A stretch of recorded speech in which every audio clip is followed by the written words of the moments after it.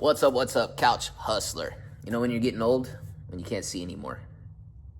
I got to get some readers. My eyes, I'm 42 now. Since I've turned 42, I've definitely big difference. And why are all these restaurants got to make the print so small on these menus and have this dark lighting? I know it's not just my eyes. Like, this print is a little too small. That's why I like going to Denny's. I just go to Denny's and you can just see the pictures. It's a lot easier. Anyways, deal number 12, 3056 Spruce Street. 3056 Spruce Street.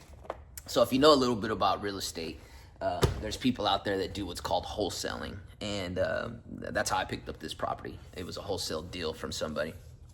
I've done like 2 wholesale deals myself, but nothing like to where I guess a lot of these people are doing. Like, they're locking up these contracts and turning around and advertising them and reselling them and all that fun stuff. I've never done that before. I just know like a few wealthy people, in this town, and basically if I find a deal and I don't really want to deal with the deal because it's so old or it just needs a lot of repairs, I just called the guy and be like, hey bro, I got a cool deal, just give me like $5,000 after you buy it, because I put the deal together.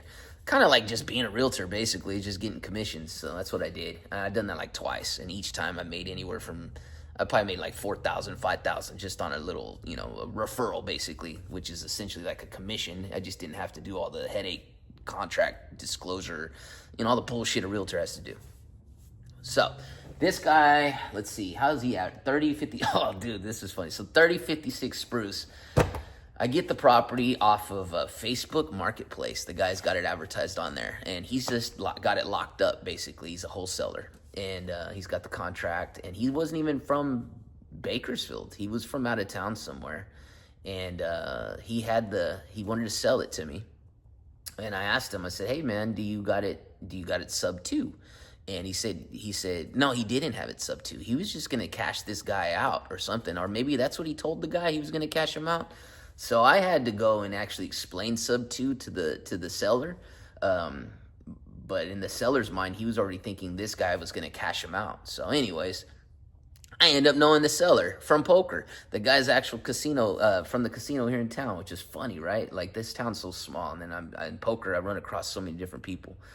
So anyways, the guy won't give me the introduction to the seller, or he won't give me nothing on the contract without a deposit. So I send him $1,000, and I gambled it, man, because I didn't know of this guy for nothing. He could have been a big scammer or whatever. I just did the deal. So I send this guy $1,000. He gives me all the information, contract that he had signed with the seller, and I still had to explain everything to the seller doing the sub 2, and he was cool with it. He didn't have any problem with doing the deal.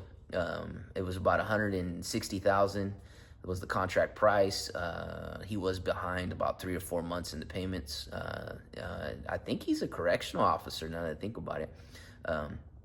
But anyways, I fixed it up, cleaned it up, and I sold it pretty quick. I had a guy put down $10,000 or $15,000 on this one. I think it was two brothers. Two brothers ended up partnering up on it, and they put the money down, and that's how they picked it up. Payment on that one was probably like $1,200 a month. It wasn't very expensive, which they made and they rented. And I heard that they had a tenant. Oh, they did have a tenant that was a piece of crap, because the tenant was messing up a lot of things in the property, wasn't making payments. He was leaving trash in the alley, and the city was contacting me. I even had neighbors mail me because they found one of my property addresses through the tax.